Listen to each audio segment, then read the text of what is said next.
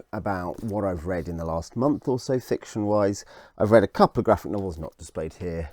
Archangels of Vinea by Roger Leloup, which is Yoko Tsuno, which is a solid entry, not an amazing entry into that series. Available in English from Cinebook. And read the second Bad Machinery graphic novel in the kind of fun landscape format. The Case of the Simple Soul, I think. No, is that number 3? The Case of the Good Boy. The Case of the Good Boy is number 2. That was fun. John Allison, I talked about last month, is a very good writer in a particular style. Not necessarily what everyone's looking for in comics, but I love it. Sort of semi-magical realist mystery kids, Hardy Boys, come Famous Five, investigate stuff with odd, surrealistic fantasy elements.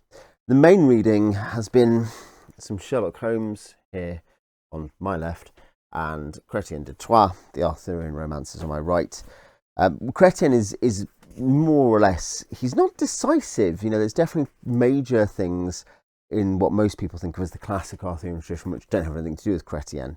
And certainly Thomas Malory is the big compiler of a lot of this stuff. This doesn't actually have the Morte d'Arthur, for instance, on the note of Malory. It doesn't finish the Grail story, though there are the continuations of the Grail story, and the way the Grail story develops are significantly out of Chrétien, rather than other authors twist it and change it and have different ideas of what's going on with the Grail.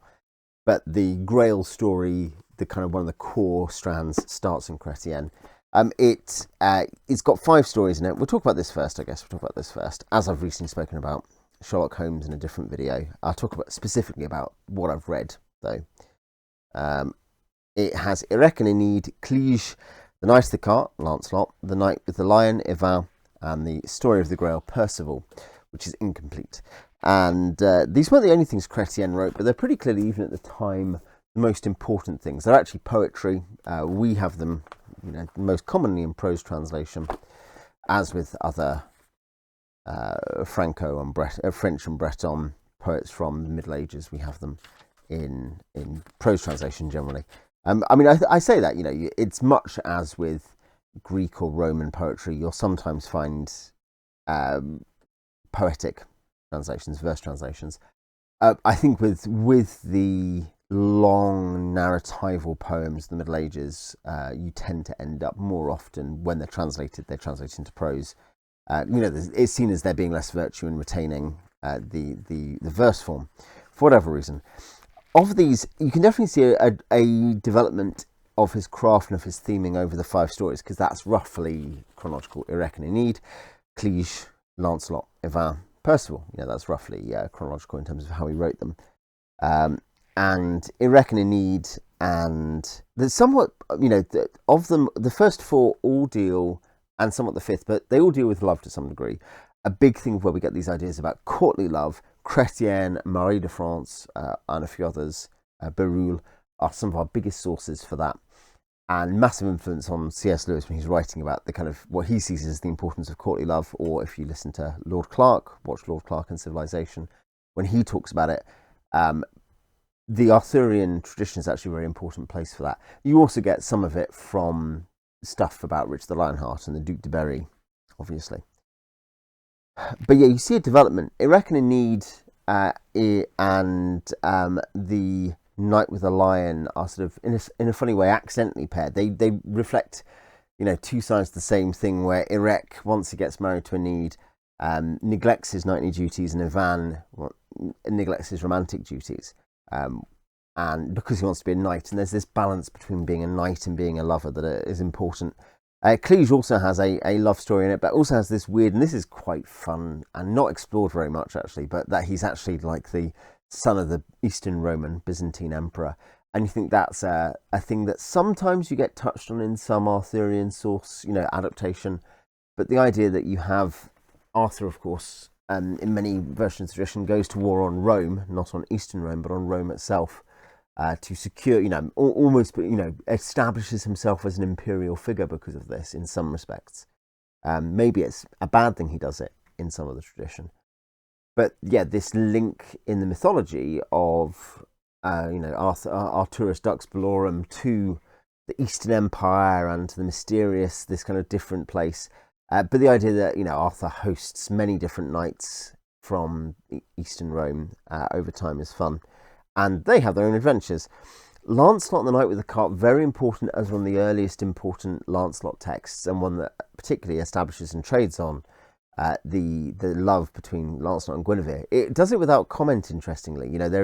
There is morality, and there's certainly mostly, 4 of these stories are where there is love. It is perfectly appropriate, or pretty much perfectly appropriate love. But with Lancelot, you have that sort of courtly love, the idea of the adulterous relationship, but as in some way perhaps permittable or permitted by love. It's not clear. It's kind of, there is a bit of commentary, a bit of critique. So it's important for that if you want to see where that develops. I'd say Knight of the Cart, Knight with the Lion, and what we have with Story of the Grail are all very much mature works. I don't mean in terms of content; they're all mature. They all have lots of blood and guts. No particularly explicit or direct sex, obviously. But in terms of mature artistically, aesthetically, I think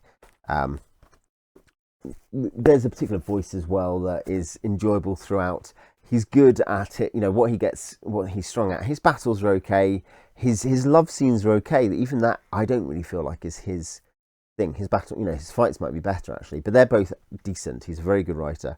But his general narrative sweep of capturing all these things and going to different landscapes and coming up with different weird, slightly fantastic situations, in one sense of the word, it's useful to look at a lot of the Arthurian material as fantasy.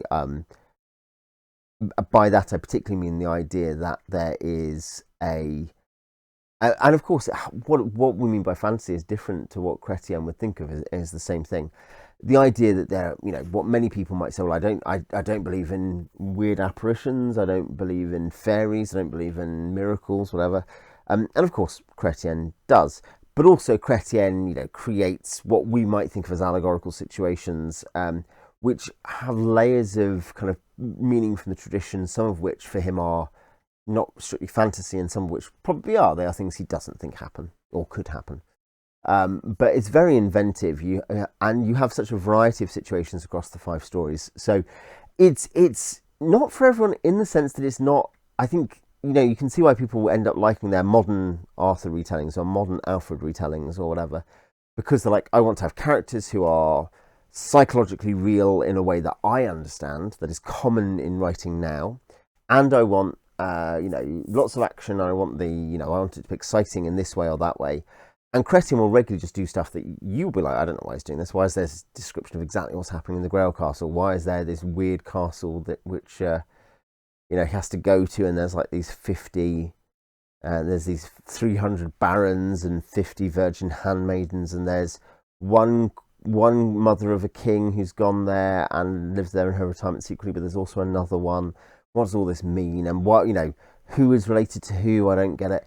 There's going to be stuff that I think is classically, as the past is a different country, right? It's culturally alien. People then mistake this for aesthetically weak or poor, much like they do with other with other foreign things. We're more bigoted about our own historical culture because we think it's the same thing as what we're doing now. But yeah, so I do recommend it with those caveats. Holmes, I can recommend in a different way, that it's all pretty easy to read and fun, and either you'll enjoy it or not at some level based on whether or not you like the kind of mysteries and stuff that Conan Doyle does. Well, I read Studying Scarlet and Son of the Four. These are the first novels that came before any of the short stories, and then the first collection of short stories I've shown in my other Sherlock Holmes video, my Strand magazine originals of these. But The Adventures of Sherlock Holmes is the first 12. The second 12 ends with the final problem and the introduction of Moriarty, for those who are interested. There are 24 in the Strand. I think the short stories, by the way, are I think Studying Scarlet is really good. Sign of Four is okay. Studying Scarlet is really quite good. Sign of Four is good. It's fun. Adventures are probably the best of the group, though of course there's variety within the adventures. An interesting thing when we think about mystery is the writer writing something theoretically solvable or not? And it's kind of complex with Conan Doyle. As I said in my video, you're not really here to solve the mystery. You're here to kind of be like, wow, that's a crazy inference he drew, or that's so clever and fun, in a way that it's okay that you haven't, that Conan Doyle is cheating and withholding evidence, and that that Holmes has more access to evidence than you do. Now, some mystery writers attempt to be, or theoretically, are much fairer because they give you all the same evidence. Holmes is solving stuff by mentioning stuff that's not been mentioned in the text beforehand. Oh, I saw the boot, the mud on your boot. Well, you as the audience haven't heard about that. In other mystery writers, you will hear about the mud on the boot, but because it seems like a minor detail, you will incorrectly pass it by. I should say it's not always the case. Probably 3 of the stories and adventures, or maybe 4, are ones that I think are fairly solvable by the audience. They are ones that do not rely on, that there's elements in the novels and maybe again 4 or 5 of the stories which you're like, God, the audience doesn't know it and the key detail is missing. There are 3 or 4 of these which are solvable, and it's interesting because they are differently solvable to how you solve Agatha Christie. Agatha Christie, a big thing is that one of the best bets for Christie, by the way, I said this in the other video, is you look for motive and you look for psychology. The psychology of the crime. There's a tiny bit of that here, but Conan Doyle's a lot more interested in forensics and bluntly in gimcrackery and carnival tricks. He quite enjoys being like, oh, look, what's this weird way they've done this? And you will often get to a solution in the couple that, the 3 or 4 maybe that can be solved by that. You'll be like, oh, actually, maybe, what kind of gimcrack is this? What's the funny thing? Some of them, a couple of them are kind of crap. It's funny, they're perfectly well written, they're still enjoyable to read, but as mysteries, like, that's silly. There's, there's one in which more or less the cleverest bit of the mystery is why you would think someone had travelled the distance they had travelled, and the rest of the mystery is essentially pants. But most of them are pretty interesting, and where it's the classic Holmesian, you have no clue what's going on. That's fun, as with the novels. The novels also, because they're longer, also have really, he just writes a second short story inside the main story to describe a bunch of other things that happened that are the core of the mystery. So they're also different in form. The short stories in that sense might be better as pure experiences of, yeah, this is just what's happened. Great, I enjoyed that story. But yeah, I enjoyed them. It was an odd month for that it was kind of a few graphic novels, medieval poetry translated to prose, and Holmes. I'm reading other stuff, like I'm reading Man in the High Castle by Philip K. Dick, reading Delta Wedding by Eudora Welty, and I've got some other bits and pieces. Oh, and I've got back to Solomon Kane by Robert Howard, actually. But it was a nice variety between those, especially with reading the stuff that's still ongoing. So yeah, tell me what you've been reading and what you thought about it. And if you've read the stuff I've been reading, tell me what you think about that too. And I'll see you next time.